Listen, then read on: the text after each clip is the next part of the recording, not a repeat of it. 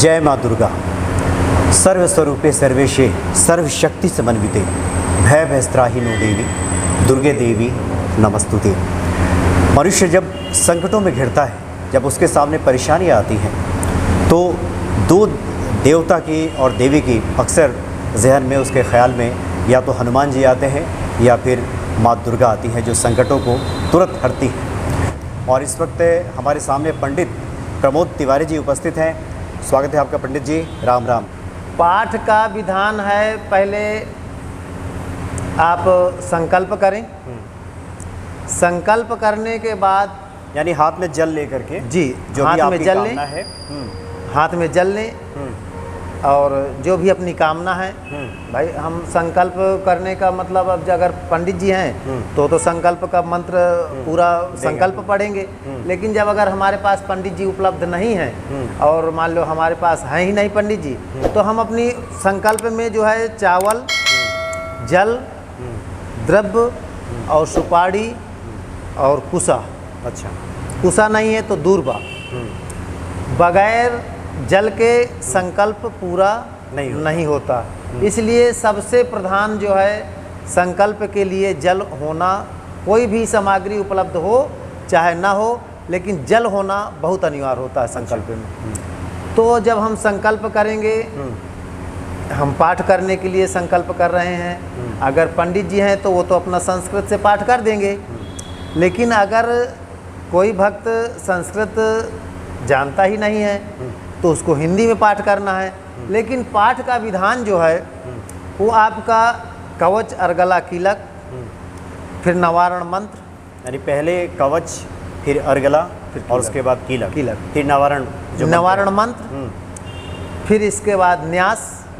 पहले नवारण मंत्र नहीं, पहले न्यास, फिर इसके बाद नवारण मंत्र। अच्छा, न्यास पहले होगा, पहले न्यास फिर नवारण मंत्र। नवारण मंत्र के बाद जो है फिर प्रथम से लेकर के, अगर इनकेस हम बीच में पाठ को रोकना चाहते हैं तो हम पहला अध्याय कर लें, और जब दूसरा अध्याय प्रारंभ होगा तो पहला अध्याय प्रथम चरित्र बोला जाता है, दूसरा अध्याय से लेकर के 4 अध्याय तक मध्यम चरित्र होता है, और जो 5वें अध्याय से लेकर के 13 अध्याय तक होता है वो उत्तम चरित्र होता है। तो अगर हम पाठ करना चाहते हैं और प्रतिदिन पाठ जो है संपूर्ण करना चाहिए। कोई भक्त हैं, पंडित जी हमने आज 2 अध्याय किया है, पंडित जी हम आज 1 अध्याय और किया है, 3 अध्याय हो गए। 9 दिन में पंडित जी हम 13 के 13 पूरा कर लेंगे। नहीं, पाठ का विधान ये नहीं है। पाठ का विधान 1 से लेकर के 13 अध्याय पूर्ण करना चाहिए। फिर इसके बाद उसके रहस्य करना चाहिए, नवारण मंत्र करना चाहिए, न्यास करना चाहिए, फिर भगवान माता रानी से क्षमा प्रार्थना करना चाहिए, और उनका जो है सिद्ध कुंजिका स्त्रोत अवश्य पढ़ना चाहिए। अच्छा। अगर आप ऐसा सिद्ध, कहीं हमसे सिद्ध कुंजिका स्तोत्र का मतलब ये नहीं है कि आपने पढ़ लिया तो उसको आपको पूर्ण फल पाठ का मिल गया, नहीं, ये नहीं है।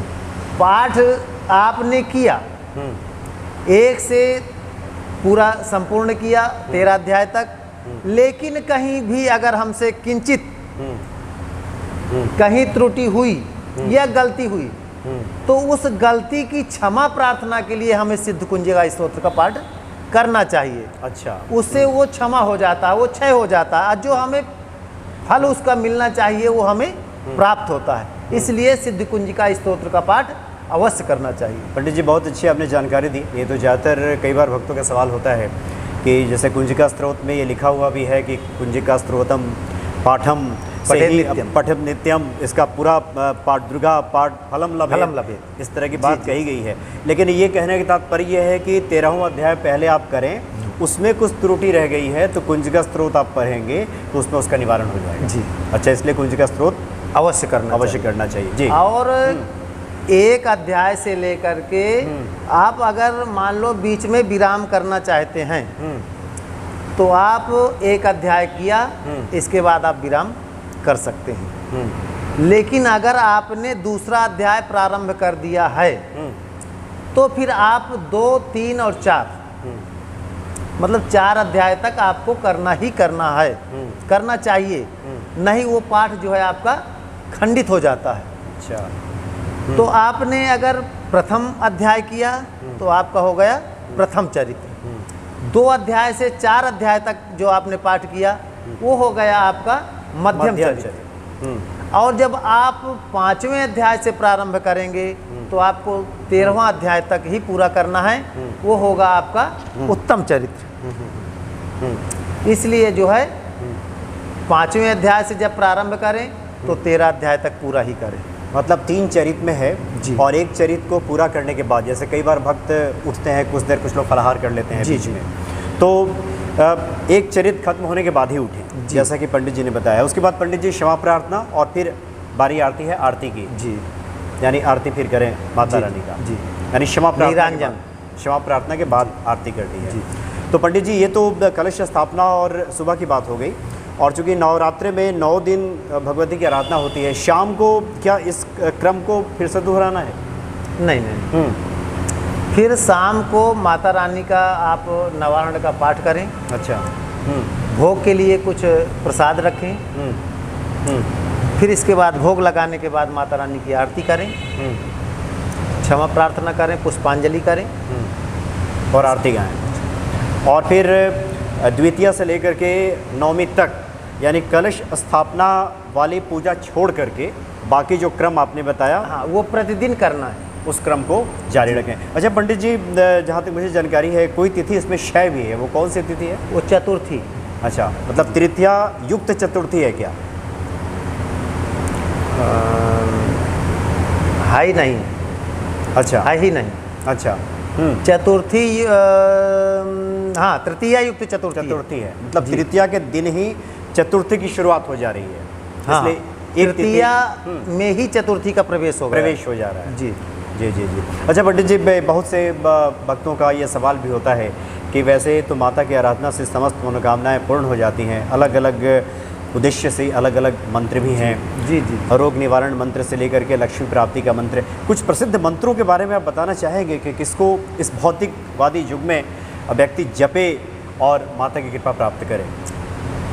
अब जैसे हमें किसी रोग से निवारण होना है, वैसे जितने भी जो 14-15 श्लोक दुर्गा सप्तशती में दिए गए हैं, वो लगभग प्रायः सब सिद्ध मंत्र हैं। अच्छा।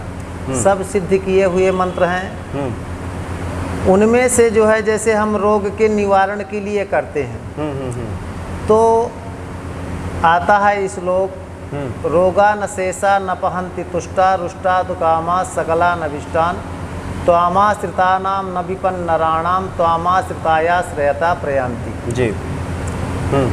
जैसे किसी बच्चे की शादी ना हो रही हो और परेशान है, तो उनको जो है पत्नी मनोरमाम देहि मनोवृत्तानुसारिणीम तारिणीम दुर्ग संसार सागरस्य कुलोद्भवान। इस श्लोक का जप करें या किसी आचार्य ब्राह्मण द्वारा कराएं, उनकी मनोकामना अवश्य पूरी होगी। ये कितना जप करना होगा पंडित जी? ये कम से कम 1 लाख करना चाहिए। 1 लाख करना चाहिए जी, तो सिद्धि हो जाती है। और किसी को अगर जैसे नवरात्रि में ही 9 दिन के अंतराल में किसी लड़की की अगर शादी नहीं हो रही है, लड़की की शादी नहीं हो रही है और उसके मम्मी पापा परेशान हैं, तो वो कात्यायनी माता का आराधना करें और कात्यायनी महामाये महायोगी निधीश्वरी नंद गोप सुतम देहि पतिम में कुरुते नमः। अच्छा। इस श्लोक का जप करें। भगवान माता रानी की कृपा से और भगवान हनुमान जी महाराज की कृपा से उसका कार्य बहुत जल्दी 21 दिन के अंदर अंदर लगभग सिद्ध हो जाता है। तो इस नवरात्रे में अगर किसी लड़की की शादी ना हो रही, वो खुद इसको जप को करना चाहे जी, तो वो प्रतिदिन कितना जप करे? कम से कम ज़्यादा ना करे तो फिर 1 माला तो करना ही करना चाहिए, वैसे तो कम से कम 11 माला करना चाहिए। तो ये कार्य सिद्ध हो जाता है। ठीक। कम से कम 33,000 जप होना चाहिए टोटल। 9 दिन के अंतराल में उसको काउंटिंग कर लेना चाहिए कि 9 दिन के अंतराल में हमें जो है इतना लक्ष्य करना ही करना है, वैसे हिसाब से अपना वो जाप करें। जी जी। कुछ लोग ये जानना चाहते हैं कि लक्ष्मी प्राप्ति के लिए भी माता की आराधना करते हैं, उसके लिए कोई विशेष मंत्र आप बताना चाहें? लक्ष्मी प्राप्ति के लिए श्लोक है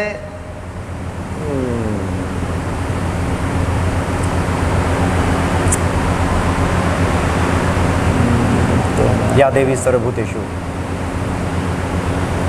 या श्री स्वयं सुकृतिनाम भवने स्वलक्ष्मी पापात्मनाम कृतधियाम हृदये सुबुद्धि श्रद्धा सताम कुलजन प्रभवस्य लज्जा ताम त्वाम नतास्मि परिपालय देवी विश्वम। अच्छा, ये पूरा मंत्र है, इसका भी जप किया जा सकता है यानी प्रतिदिन? लेकिन इसका जप करना काफ़ी कठिन है। अच्छा, इसलिए कि श्लोक थोड़ा सा बड़ा होता है। तो अगर इसका जाप नहीं कर पाते हैं तो ओम ह्रीम श्रीम महालक्ष्मी नमः इस मंत्र का जाप भी किया जा सकता है। पंडित जी, एक आखिरी सवाल ले लेते हैं। ये कलश स्थापना हो गई, माता की आराधना कैसे करें इसकी बात हो गई, मंत्रों की बात हो गई। अब लोग इसमें जिस दिन हवन की बारी आती है, हवन करने के लिए भी लोगों के मन में जिज्ञासा होती है कि जो खुद हवन करना चाहता हो उसे फिर क्या क्या करना चाहिए? उसको अगर गड्ढे में गड्ढा बना करके हवन कुंड की स्थापना करके बनाता है तो पहला नंबर है। अच्छा, अगर ज़मीन में हवन कुंड की व्यवस्था करते हैं तो पहले नंबर की होती है। उसकी परिधि बनाना चाहिए, 3 परिधि से पूरित किया जाता है। पहले में ब्रह्मा, दूसरे में विष्णु, तीसरे में भगवान शिव, और बीच में जो है योनि स्थापना किया जाता है जो माँ अंबिका का स्वरूप होता है। ऐसे जो है मिट्टी से अपना हवन कुंड निर्मित करें। अगर ऐसा नहीं होता है तो हवन कुंड अब तो लोहे वगैरह के आ जाते हैं, उनको भी कोशिश करें कि 3 परिधि का लें। अच्छा, जिसमें ब्रह्मा विष्णु महेश हो। ऐसा नहीं है तो फिर अपना जैसे भी उपलब्ध हो जाए, ज़्यादातर जो बाज़ारों में उपलब्ध है मिल जाए, चौकोर, हाँ, वो धातु का मिल जाता है, तो उसको ले आएं। उसमें अपने मन से जो है भगवान का आराधना करें कि हे प्रभु, ब्रह्मा देवता को हम यहाँ पे आवाहन करना चाहते हैं, यहाँ पे विष्णु भगवान को की आराधना करते हैं, स्थापित करते हैं, यहाँ पे शिव भोले बाबा को स्थापित करते हैं, यहाँ पे हम माता अंबिका को स्थापित करते हैं। और हवन कुंड के बीच में जो है विश्वकर्मा भगवान का भी आवाहन करना चाहिए, उनको भी स्थापित करना चाहिए कि हे विश्वकर्मा देव, हम आपका आवाहन करते हैं, आपने इस सृष्टि की रचना किया है, इसलिए उनको भी वहाँ पे आवाहित करना चाहिए। फिर इसके बाद जो है, हाँ, हमारे भक्त लोग जो है एक बहुत बड़ी गलती करते हैं। कोई भी देवी देवता की आराधना करते हैं, हम कहते हैं हम लक्ष्मी की प्राप्ति के लिए कर रहे हैं।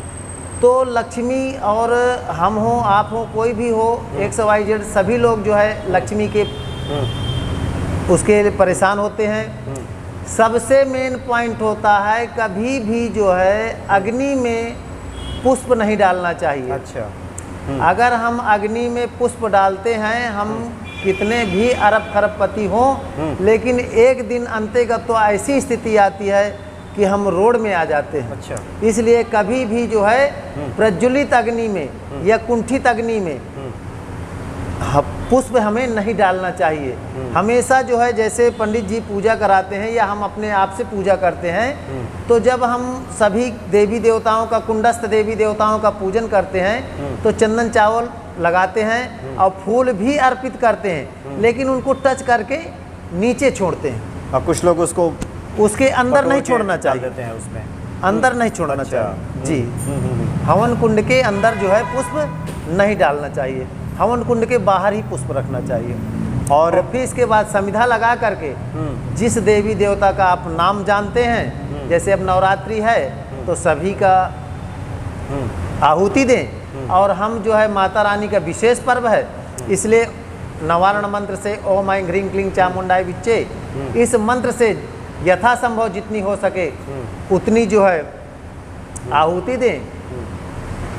जी जी जी, यानी कभी भी हवन कुंड के भीतर कई बार होता है कि बहुत सारे भक्त यत्र जो इधर उधर जो बिखरी हुई चीज़ें होती हैं उसको सबको बटोर करके उसमें फूल भी होता है वो हवन में ही डाल देते हैं। नहीं, जो तो जी ऐसा करने से बचना चाहिए। जी जो सामग्री हवन करने में, जैसे हवन सामग्री हमारी है वो नीचे गिर जाती है, वो सामग्री उच्छिष्ट मानी जाती है। उच्छिष्ट माने जूठा। अच्छा, जैसे हम 4 मित्र हैं, अगर भोजन कर रहे हैं, एक साथ भोजन कर रहे हैं, तो एक साथ अगर चारों मित्र बैठे हैं, चारों भाई बैठे हैं, मतलब कोई भी XYZ हो, कोई भी बैठे हैं, चारों लोग एक साथ में बैठे हैं, तो हम एक दूसरे का जूठा खा सकते हैं।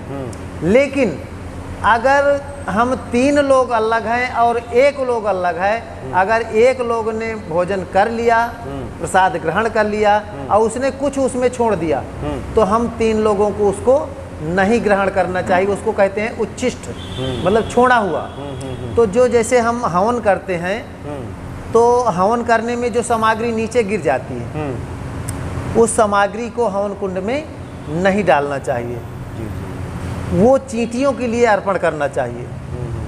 नहीं तो उसका काफ़ी दुष्प्रभाव जी जो बताया आपने वो पड़ता है। पंडित जी, हवन करने के बाद फिर क्या क्षमा प्रार्थना करें और उसके बाद आरती उसी क्रम में करें? जी और उसके बाद ये पूजा संपन्न मानी जाएगी। जी। एक आखिरी आपसे आग्रह है कि कोई भी माँ दुर्गा का मंत्र आप सस्वर जरा पढ़ते तो भक्तों के घरों में भी आपकी वाणी एक बार गूंजे। अक्षत्रक्परशुङ्गदे सुकुलिसं पद्मं धनुष्कुण्डिकां दण्डं शक्तिमसिं च चर्मजलजां घण्टां सुराभाजनं शूलं पाशसुदर्शने च दधतीं हस्तै प्रसन्नाननां सेवे शैरविवर्धनीमियमां लक्ष्मीं सरोजस्थिताम्। बहुत अच्छी आपने जानकारी पंडित जी दी, काफ़ी उपयोगी आपने बातें बताई और निश्चित तौर पे ये सारी जो जानकारी है, बातें हैं, भक्तों के लिए काफ़ी लाभकारी सिद्ध होंगी और ये बातें माता के प्रति प्रेम बढ़ाने वाली होंगी, ऐसे भी हम उम्मीद करते हैं। बहुत बहुत धन्यवाद आपका पंडित जी। जब भी मौका मिला आगे भी अन्य विषयों पे भी आपसे बातचीत करते रहेंगे। बहुत बहुत धन्यवाद। जय माता। जय माता दुर्गा।